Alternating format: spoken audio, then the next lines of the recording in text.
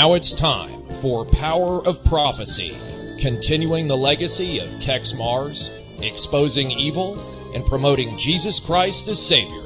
Here's your host, Jerry Barrett.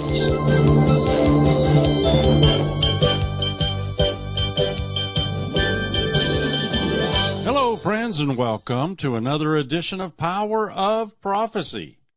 I'm your host, Jerry Barrett. Honored to have you join me again this week. It is time for Secrets. We are up to volume number 347. Always my favorite program of the month. I say that all the time, but I want to dive right into this one. Because when you hear the word abortion, all the loony left and everybody that's in favor of killing these little babies call it women's health. Women's health. Now they want to be able to sell abortion drugs through the mail. Don't even have to go see a doctor. You just get these pills. And I know a bunch of people, after Trump was elected, got loads of these prescriptions for this drug, that morning after pill, whatever they call it. It's mifepristone. And they say it's for women's health, women's reproductive health. And they're able to take this pill and abort the fetus, and, well, it's not a human being because it hasn't been born. That's what the loony left will tell you. But there's an article in Breitbart.com published on September 3rd. There is an Illinois man that is being charged with murder. I need to tell you about this. The Bloomington Police Department said that first responders were dispatched to a home of a pregnant woman on the 22nd of August. She was suffering a miscarriage. She lost her baby. During the investigation, they found out that the father of this child, Emerson Evans, allegedly drugged the woman with mifepristone. He was arrested. He was taken to the McLean County Detention Facility, charged with 2 counts of intentional homicide of an unborn child. Do you think they have set a precedent with this arrest and arraignment and charges? The girlfriend was 7 weeks pregnant.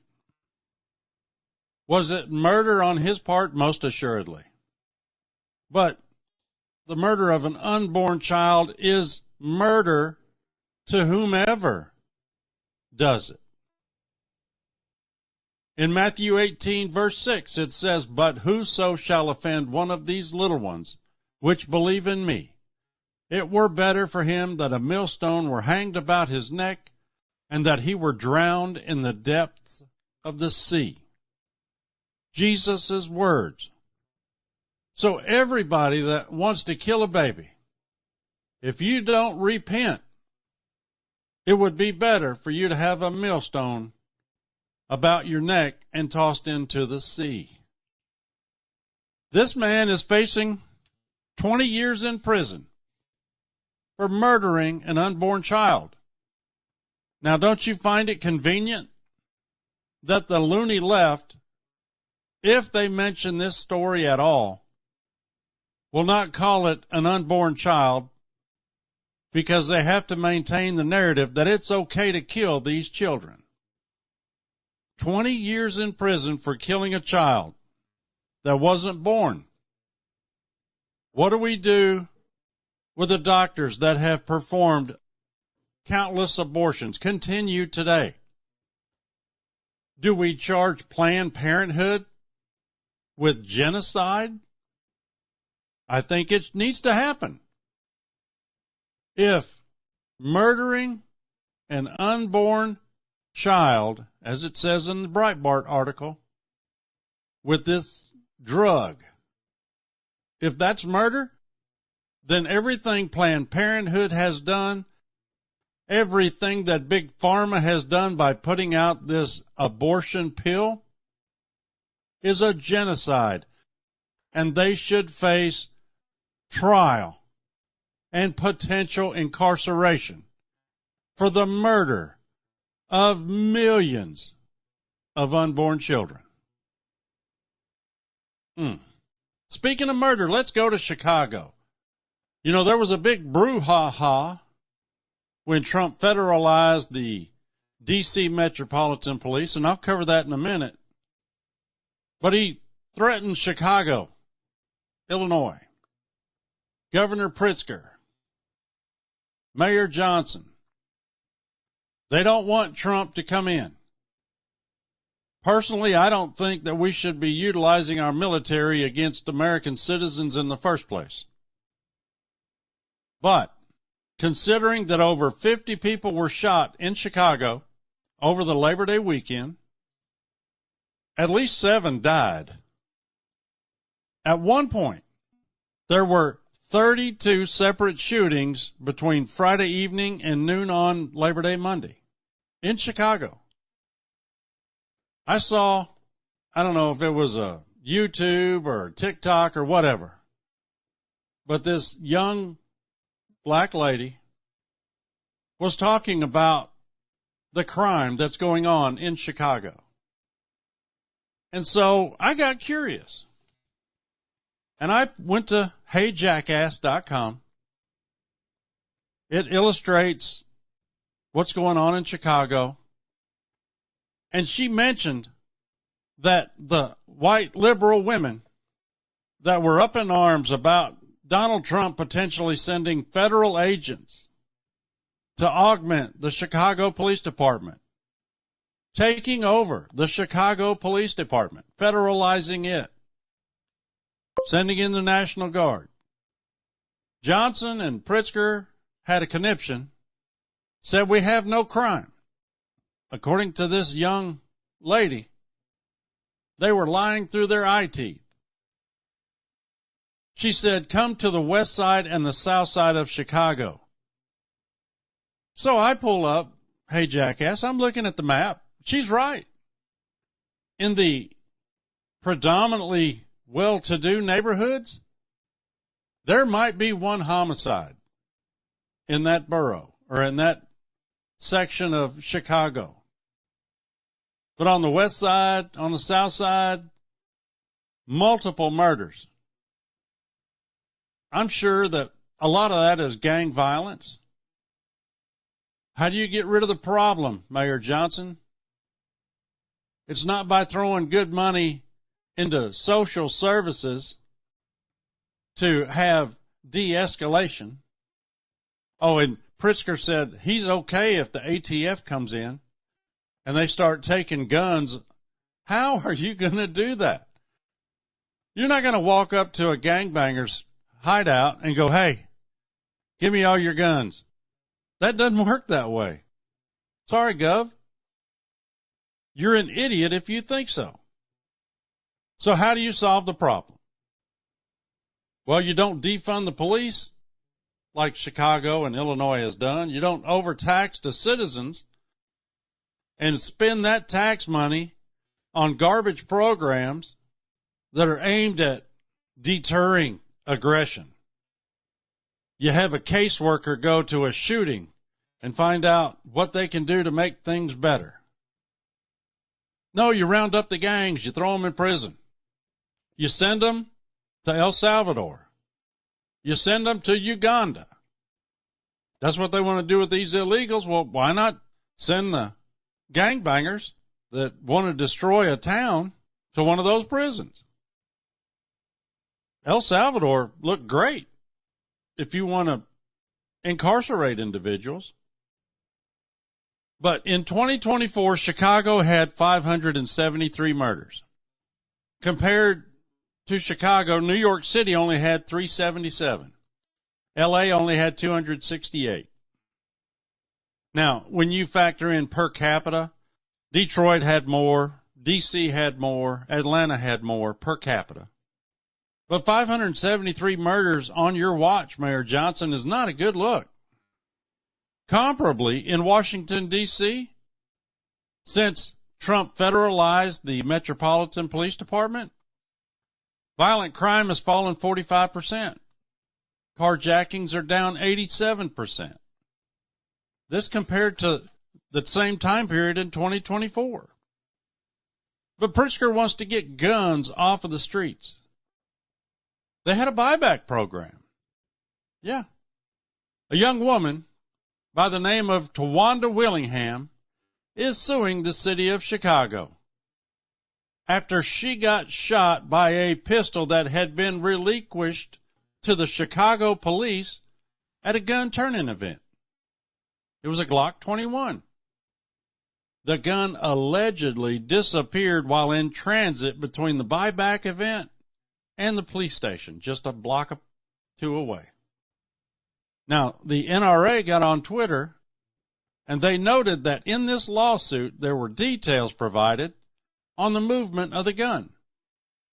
The NRA wrote, quote, "The firearm was transferred to the tactical team office following the turn-in event. The Glock disappeared in a room full of police officers. It was discovered that a tag identifying the Glock had been hidden on a different firearm. The tag should have accompanied the Glock was later found in the trash can. Evidence of a purposeful theft and cover-up to make it more difficult to track the firearm in its recovery. The officer listed on those inventory records was later shot and killed by a fellow tactical team officer in what the police department labeled a friendly fire accident. This Glock 21 was found in the possession of a 16-year-old boy." You can't even trust the Chicago cops? Is that what this lawsuit is saying? Criminals are going to criminal. Thugs are going to thug. And criminals are going to infiltrate everywhere they can. And obviously, it happened in Chicago PD. But I've got some interesting statistics for you from Chicago in 2025. This is from HeyJackass.com. You can go there and you can find all kinds of information about Chicago. In 2025, the victim has been black 224 times, while the assailant has been black 43 of those times. That is almost 77% black on black crime. There were 53 Hispanic victims and only 9 Hispanic assailants. There were 15 white victims and only 1 white assailant. The cause of death, 244 homicides, was gunshots. 23 times they were stabbed to death. Johnson needs to get off his duff. The city council needs to listen to the aldermen that have common sense. You need to weed out the bad apples in the police department. You need to strengthen the police department. You need to get rid of the crummy DAs that George Soros keeps buying that refuse to prosecute crime. Get rid of the gangbangers and clean it up. This may not be a popular opinion, but people don't live in Section 8 housing, government housing, because they want to. They live there because they can't afford anywhere else.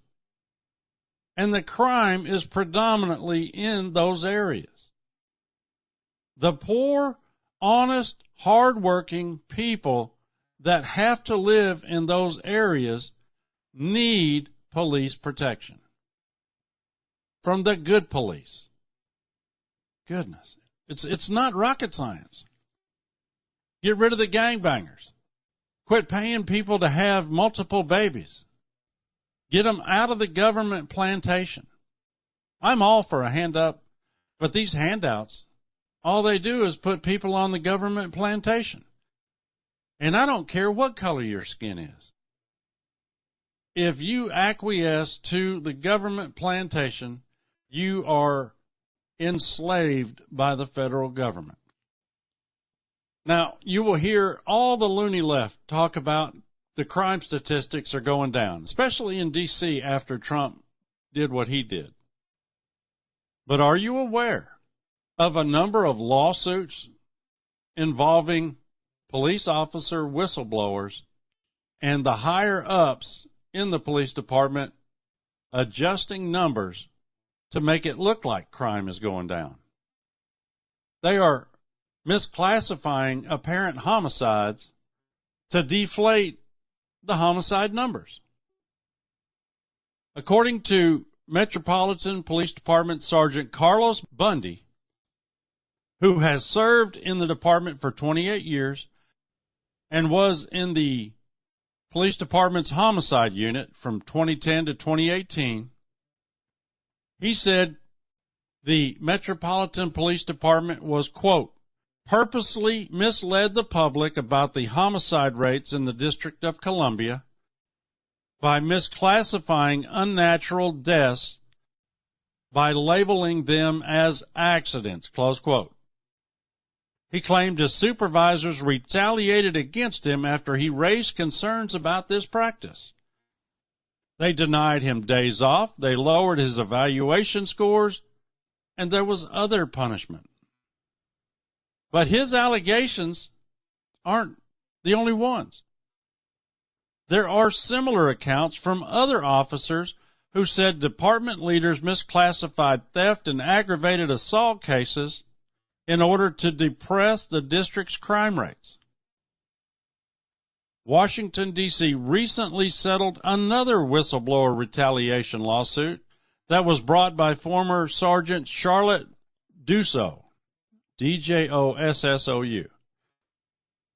She accused MPD brass of attempting to distort crime statistics by downgrading a number of felonies to misdemeanors so that there will be fewer felonies in the statistics. This is according to the Washington Free Beacon. But Hillary Clinton, Hakeem Jeffries, the House Minority Leader, they objected to Trump's emergency mandate, federalizing the police department and bringing in the National Guard.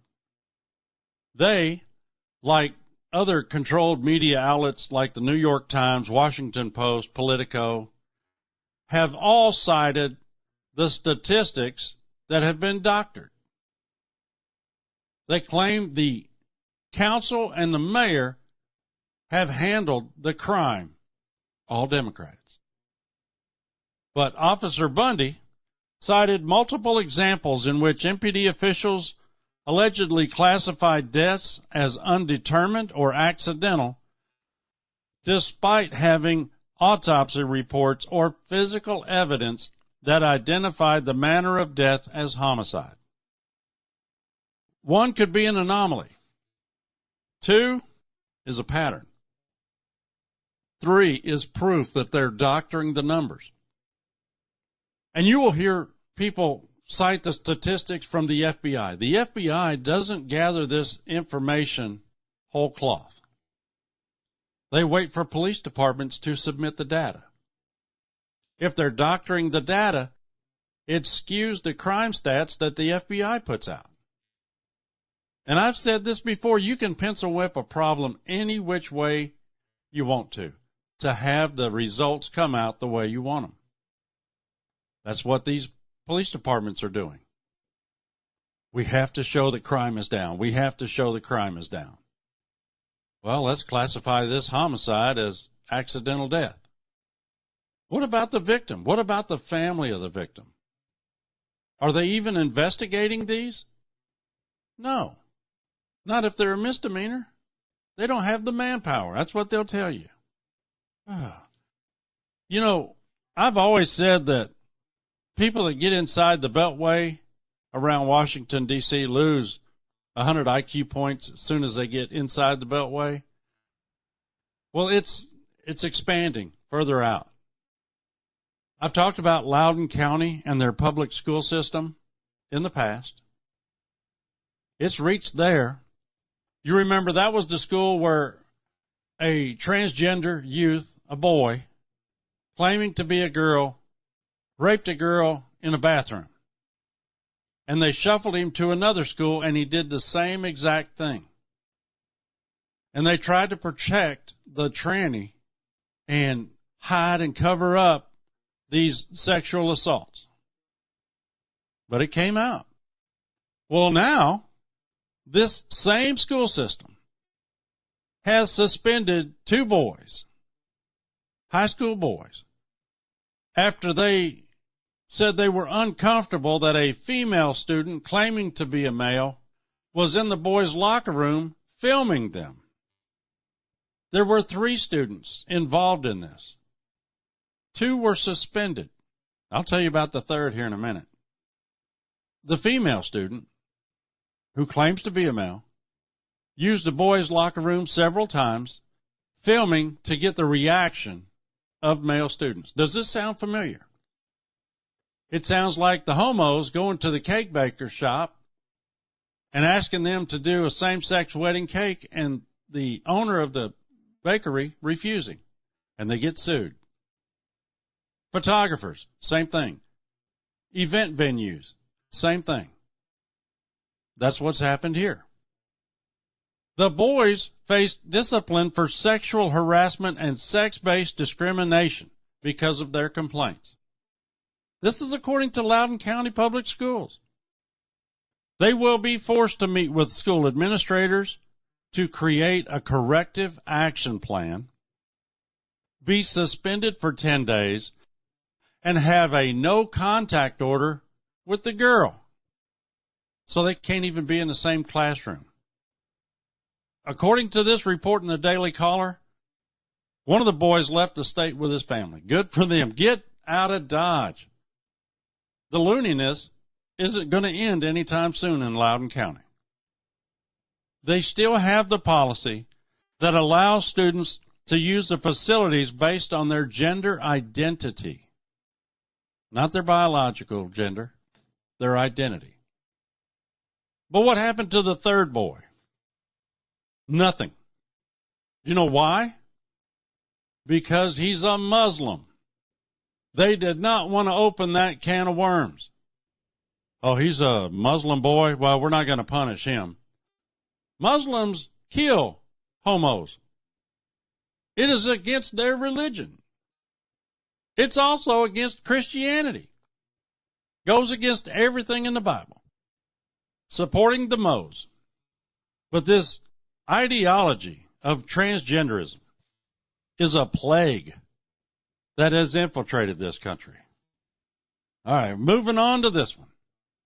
There is a Canadian electric bus manufacturer called Lion Electric. At one point, they were valued at $4.7 billion.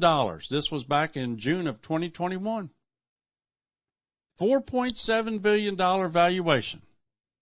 They received $159 million from the U.S. government to produce 435 big yellow dog school buses between 2022 and 2024. Just like Obama throwing all that money at Solyndra, the solar panel company, Lion Electric has gone bankrupt. There are hundreds of undeliverable buses, a fleet of electric vehicles that can't be serviced because of the company's insolvency. And this is forcing many school districts to revert back to diesel-powered buses. Lion Electric failed to deliver $95 million worth of electric buses it had committed to under Biden's Clean School Bus program, part of his Green New Deal. Mike Leskowich, superintendent of the Homer Community School District in southern Michigan, said, quote, "We're going to keep our electric fleet on the roads as long as possible. Eventually, however, we will return to diesel as the cost of the vehicle is far less than electric." Go figure. An electric bus was costing $350,000. A diesel-powered bus typically costs around $100,000. But then you have to factor in the infrastructure, the charging stations, and the mechanics have to be trained on how to service these buses. But there is a Midwest school district superintendent not named in this article in Blabber Buzz. He said the district's buses had numerous mechanical problems, including the inability to heat up in cold weather, loss of steering and braking ability, defective frames, and frequent error messages that required drivers to reset the vehicle. Now, I don't know about you, but if you have a bus in the upper part of this country during winter that won't heat up, that's not a good thing. You want your students to arrive as popsicles? Goodness gracious. Well, let's get something warmer. How about the heat index? Yes, every summer you'll hear your local meteorologist trumpet this heat index. It's an important number. It grabs your attention. But this figure is a calculated estimate. The heat index formula was developed by the U.S. National Weather Service based on Robert G. Stedman's 1979 paper, quote, The Assessment of Sultriness, close quote. Before 1979, this number didn't even exist. There was a TV station in Tampa, WFLA. They announced an all-time record heat index, declaring, quote, This is the highest heat index ever recorded, close quote. But it's a made-up number. It's not even a measurement. It's fake news. Now, you and I can say the feels-like temperature. Okay, and you should use that knowing your humidity level is going to affect how comfortable you are working outside, and dress accordingly. But if you watch your local news, they trumpet this to try to push global warming on everybody. Oh, the heat index today is going to be 110 degrees. That's part of global warming. Oh, no. No. It's an uncomfortable temperature, to be sure. But if you already know it's going to be 100 degrees outside, you dress according to that. But on top of that, elderly people experience heat differently than teenagers. Someone who has cardiac issues can overheat faster than an athlete. The local news people, meteorologists, weather people, whatever you want to call it, need to quit masquerading that this is a temperature. It's not factual. It's a calculation. This is an estimated measurement. It is not actually 10 degrees hotter because of the heat index. 98 is still 98. It's uncomfortable, to be sure. As a football official, I can tell you, it is uncomfortable being on the football field at 5 o'clock when it's 103 degrees and it's even hotter on turf. I've been at a game, we kicked at 7 o'clock. It was the day Austin hit 111, 112 degrees. That was the actual temperature. They measured the heat on the turf with one of those temperature guns. At 7 o'clock, it was 139 degrees on the turf. I can vouch for it. It was hot. Heat is heat. Everybody reacts differently to it. And if you work outside, your body is more acclimated to that temperature. If you sit in an office that's got a controlled environment, the heat is going to be insufferable. But I don't need a doctored number to tell me that 98 is going to be a hot day. And quit pushing the climate change garbage by inflating these feels-like temperatures and promoting them as what it actually is. No, it's false news. It's a fake number. It's a make-believe number. Well, that's going to take care of the first half. I want to thank you for giving me some of your time. I have to take a brief pause. But when I come back, I'm going to dive right back into secrets. We are doing volume number 347. You're listening to Power of Prophecy. Stay with us, won't you? I'll be right back.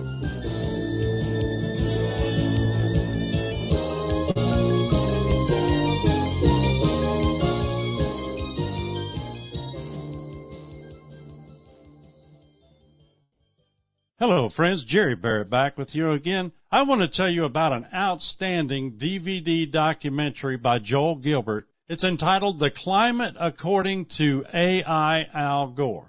In his film, An Inconvenient Truth, Al Gore proclaimed a climate emergency.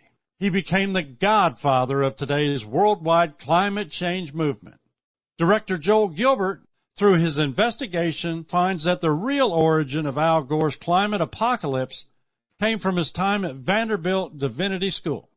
Gilbert also demonstrates that Gore plagiarized a radical environmental book from the 1940s to produce his 1992 manifesto, Earth in the Balance.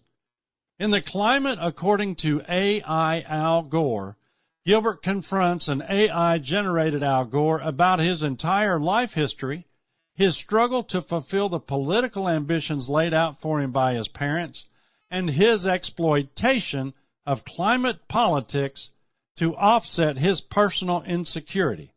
This film exposes the climate scare as nothing more than a political tool used by groups who wish to undermine free market capitalism and impose big government socialist ideals upon unsuspecting voters.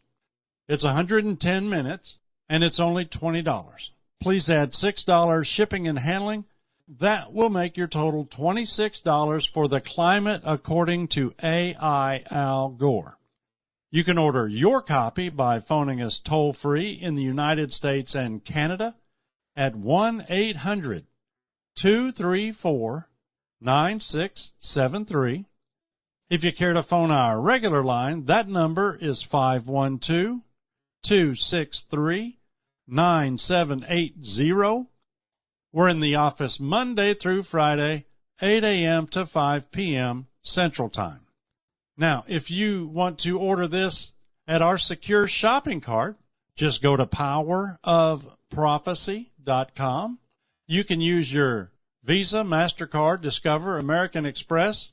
Now, if you care to send in a check, money order, or cash, please make your check or money order payable to Power of Prophecy, and you can mail it to us here at 4819 R.O.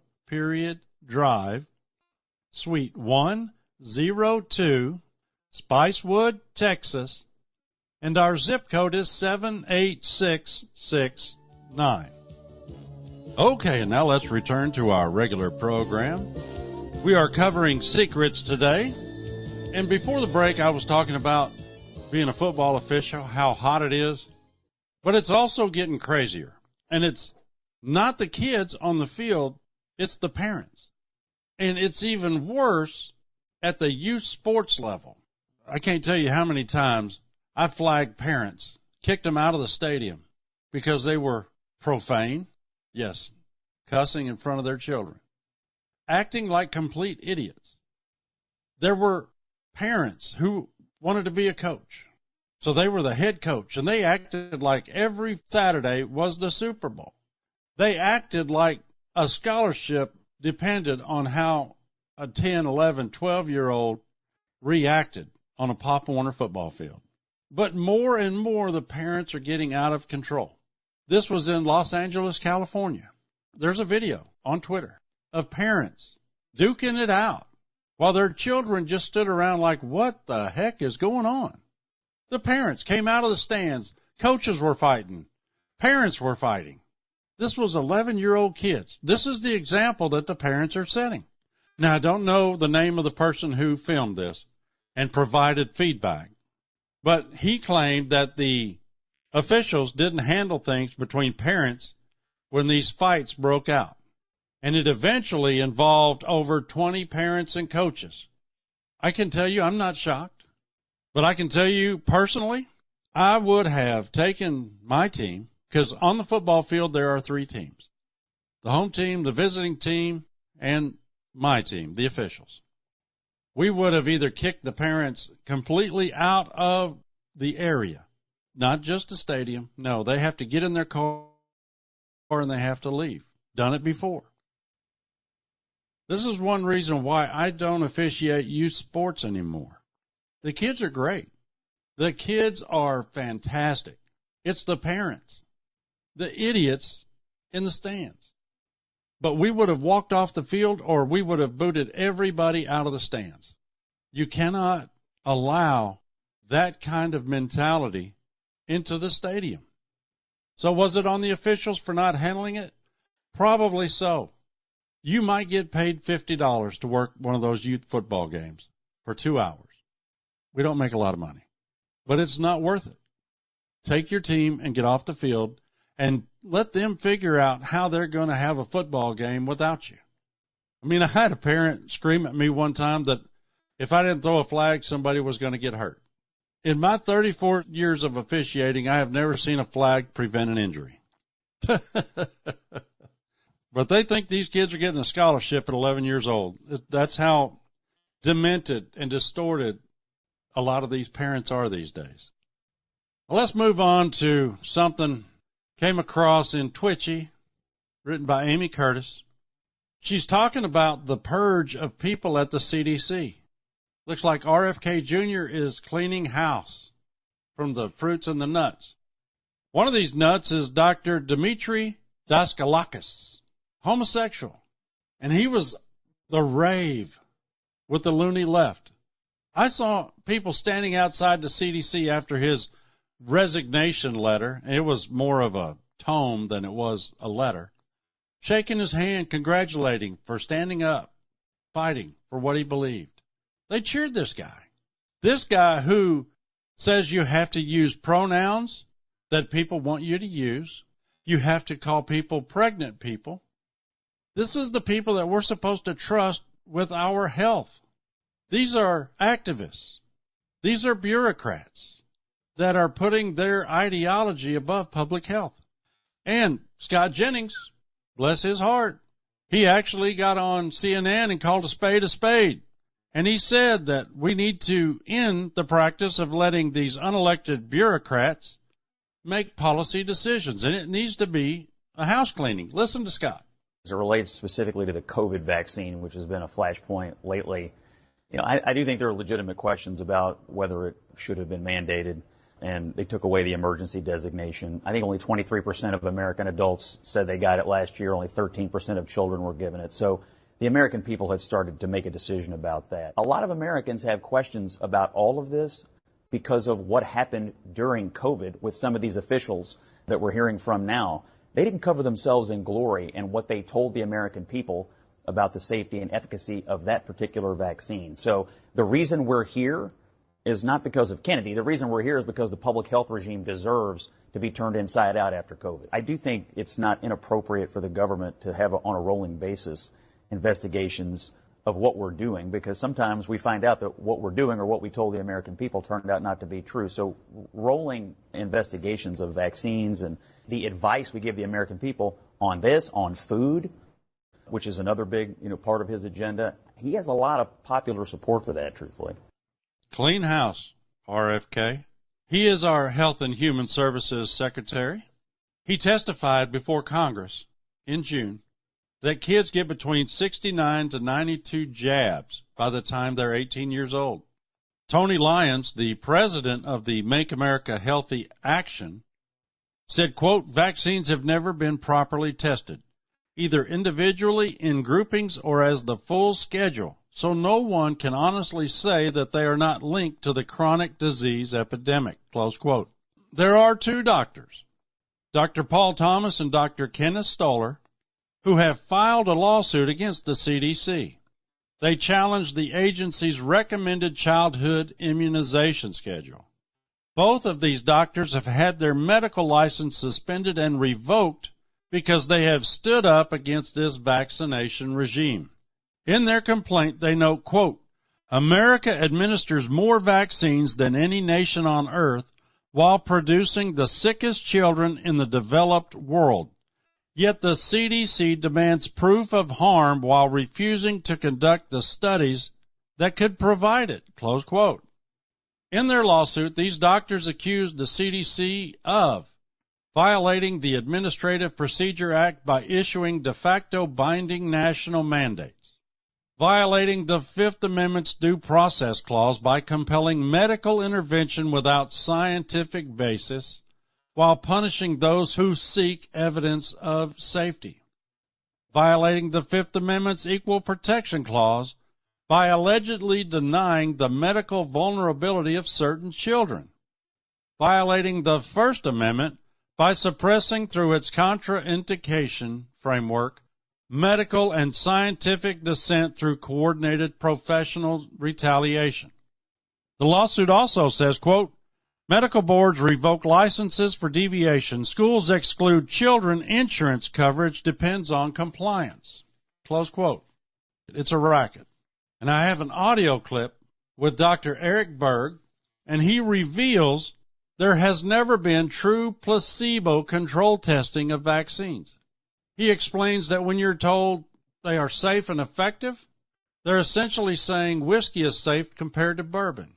Anthony Fauci, Francis Collins of the NIH, even admitted to Robert F. Kennedy Jr. and Del Bigtree, quote, we don't do true placebo trials on vaccines, close quote. Listen to this clip from Dr. Eric Berg. Normally, when you study a drug, you compare it with a placebo. So that way you can truly test the side effects on something. But that is not how they test children's vaccines. What they'll do is they'll test an active vaccine with another active vaccine. So this so-called placebo control is not really a true placebo control because it's not inert. It's an active vaccine with something called an adjuvant. This is something they add to vaccines to create more of an immune reaction. And the big one that they've been using for a long time is aluminum. Think about this for a second. If I were to test the safety studies on whiskey, of course I'd want to test that against water, right? But what if I tested whiskey against bourbon and I looked at the side effect of each, okay? So whiskey will create fatty liver, creates inflammation of liver, cirrhosis, all sorts of other problems like dementia, et cetera, et cetera. So if I were to tell you, well, the bourbon had roughly about the same side effects as the whiskey, so it's not any worse, that would be considered safe. Yeah, that's how they test these vaccines in children. Now, I have sung the praises of Dr. Joseph Ladapo, the Florida Surgeon General. He made an announcement today, and it was all over Twitter. And those who are against Big Pharma and the control that they've had over the lives of our children, putting all these poisons into our children's bodies, well, they're going to do something about it in Florida. Listen to Dr. Ladapo. What I'm most excited about is an announcement that we're going to make, that we're making now, which is that the Florida Department of Health, in partnership with the governor, is going to be working to end all vaccine mandates in Florida law. All of them. All of them. He has thrown down the gauntlet to Big Pharma. We are through poisoning our children. Now, looking at data, because I don't remember, I was a kid, what did we get? 4, 5 shots before we started school? We didn't get a lot. We didn't get 62 to 96, whatever that number was that Kennedy referenced. We didn't get that many. One of them is hepatitis. You know, children don't get hepatitis because they're not having unprotected sex and they're not sharing a hypodermic needle with other druggies. So why are the children forced to take a hepatitis jab? And they know the jab doesn't stay in the body for very long, maybe 6 years tops. But that's one of the poisons they're putting in our children. It needs to stop. And Florida is taking action. Good for you, Dr. Ladapo. We need to get the fluoride out of the water, and we need to get the poison out of the bloodstream of our youth.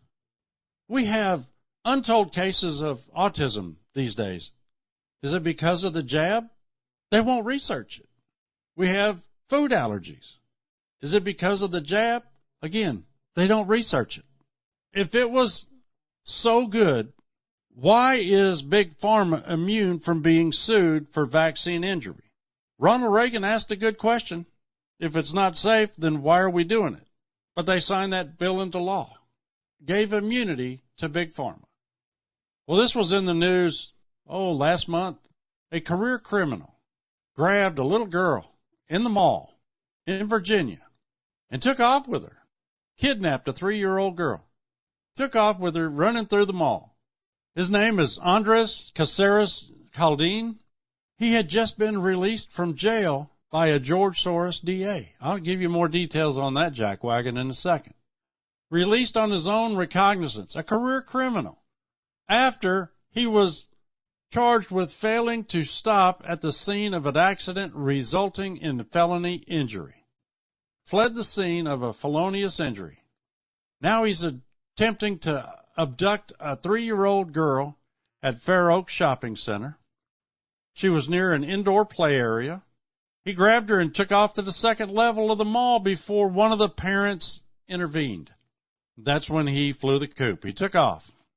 He has since been charged with abduction of a minor, grand larceny, auto theft as a result of an incident that occurred prior to the attempted abduction in which he allegedly stole a vehicle. He has multiple charges since 2015, which include assault and battery of a family member, malicious wounding and destruction of property. He assaulted his parents and his brother in 2024, but he wasn't prosecuted. Fairfax County Commonwealth Attorney Stephen Descano didn't prosecute this career criminal for assaulting his parents and his brother. He received tons of money from the PAC funded by George Soros. He received over $600,000. This is part of Soros's program to let career criminals roam free. How do you want to destroy the country? Let the criminals control everything. How is this man even in this country and not in prison? How did Joe Biden give him the Medal of Freedom? Well, here's another one from California. You know, I've said this before, Bed Bath & Beyond had to file bankruptcy. They were losing money hand over fist. One of my favorite stores to go to. I love to cook, and I could spend hours in their kitchen section looking at different products and how to utilize them to feed my beautiful bride, Leslie. But they are on the road to recovery. They are using bedbathandbeyond.com, so online business. They're revamping some of their stores, but he made an announcement on Twitter, or X, whatever you want to call it, and he said that his company is going to no longer open stores in California because, quote, the state made it nearly impossible for business to succeed, close quote. Well, Newsom tried to be a smart aleck, posted a comment. New scum, I guess is what I should call him. Him and the other demon rats that control the entire political spectrum in California. If you live there, you know what I'm talking about. The entire legislature is controlled by the demon rats. There's a handful of Republicans, and they're trying to get rid of them too. I'll tell you about that in a second. But Newsom continues to boast that California has the world's 4th largest economy. But he won't tell you that currently California has the highest unemployment rate. But Marcus isn't going to bring Bed Bath & Beyond to California because of the regulations, the minimum wage, all of the anti-business things that those idiots in Sacramento have enacted are detrimental to businesses. Why do you think Hewlett-Packard relocated out of California? Same thing for Tesla. A number of other businesses have taken their headquarters out of California because the taxation is ridiculous. They squash businesses. Cause and effect. Well, I want to get to this one here. YouTube, owned by Google. Talked about this last week with Sandra, how they have been suggesting videos for you that, well, they continue the mind control programming that they want you to have. Come to find out, YouTube is doing a whole lot more than that. According to the BBC, they did a report, shows that YouTube has been employing artificial intelligence to make alterations to creators' videos without their knowledge or permission. These changes have left many content creators feeling unsettled and misrepresented. YouTube using artificial intelligence to doctor these videos. Two content creators, Rick Beto and Rhett Scholl, thought they were imagining things when they started to see strange artifacts in their videos. They started comparing notes and noticed that there were other AI-generated distortions in each other's videos. Well, YouTube confessed that it has been running an experiment on select YouTube shorts.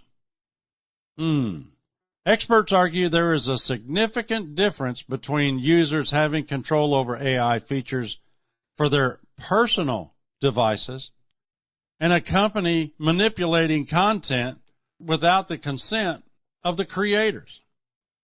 And this raises concerns about the continuing use of artificial intelligence in mediating information and the media that we consume. YouTube, of course, those jackwagons would do something like that. Oh, my. I mentioned Newsom wanting to remove the maybe 5 Republicans that are representatives from the state of California. They want to get everybody blue, no more red. So they're going to have a constitutional amendment to redistrict. Doesn't matter that previously Californians voted to create an independent redistricting commission. Doesn't matter. Newsom is not going to allow that. But what shocked me was who gave $3 million to help with this push to change the Constitution of California to allow these criminals, and I'm going to say it, criminals, to redistrict and take the representation of those who are predominantly conservative completely out of the House of Representatives.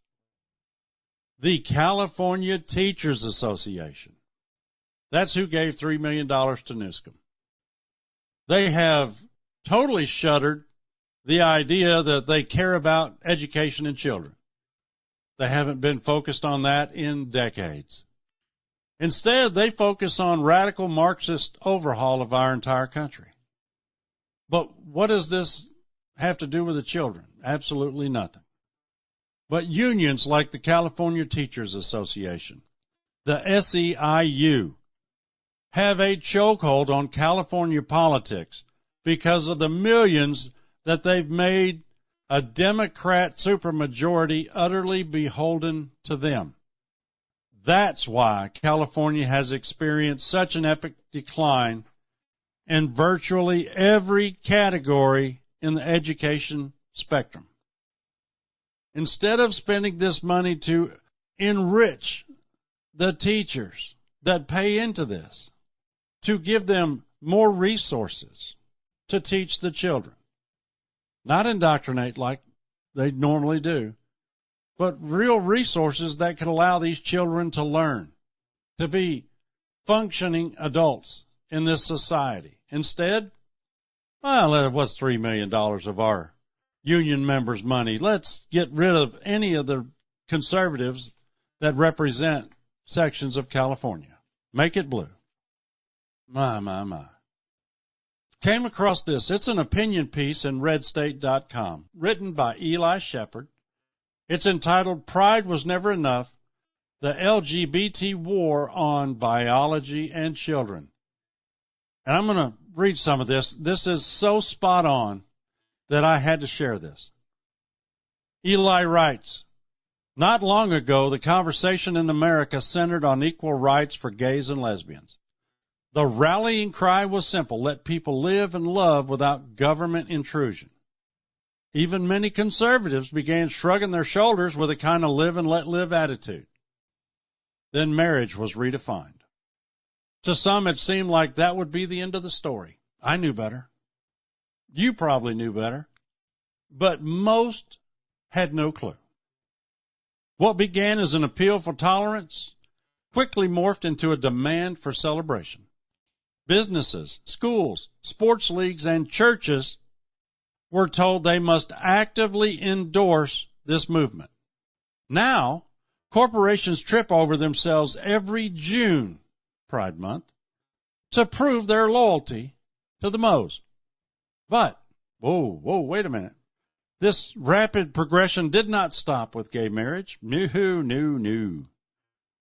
The T in LGBT became the dominant letter. Activists went from arguing about same-sex couples to insisting that gender is a social construct, that men can get pregnant, and that biological males should be competing against women in sports. Media outlets repeat talking points without question. Social media platforms punish dissent. Politicians push bills that erase biological reality in favor of ideological fiction. The most disturbing escalation is the push to involve children. Activists now demand that children be given puberty blockers, cross-sex hormones, and even surgeries under the banner of gender-affirming care. These kids are not even old enough to buy alcohol or get a tattoo, but they're being fast-tracked into life-altering medical decisions that will leave them sterile, scarred, and often regretful. Any resistance to this is framed as bigotry. The rapid progression of this movement exposes its true aim, the redefinition of human nature itself. It is about power. It is about control. It is about remaking society in a way that severs us from biological truth and traditional values. But what's next? The demands will only grow bolder. Look at where we've come, from gay marriage to now this gender identity movement. It could be that parents will be criminalized if they object to this garbage. Consider this. Compromise only moves the goalpost. Every concession fuels the next radical demand.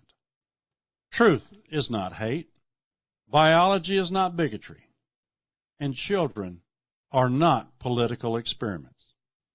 Unless we dig in and defend reality itself, it will bury the foundations of our culture under its weight.